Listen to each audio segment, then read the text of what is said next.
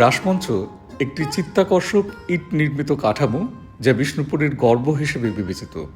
একটি উঁচু মাকড়া পাথরের ভিত্তিভূমির উপরে মহিমান্বিতভাবে প্রতিষ্ঠিত।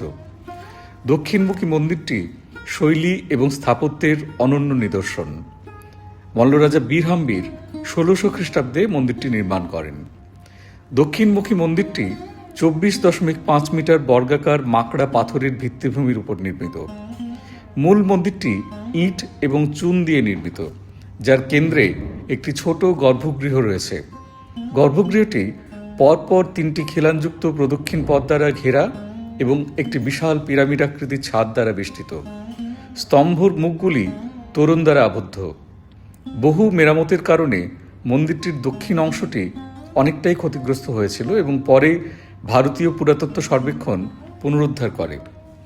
মন্দিরের বাইরের খিলানযুক্ত সম্মুখগাত্রে প্রস্ফুটিত পদ্মের অলঙ্করণ সজ্জা এবং পূর্ব দিকের দেওয়ালে সঙ্গীত শিল্পী এবং নৃত্যশিল্পীদের পোড়ামাটির অলঙ্করণ রয়েছে।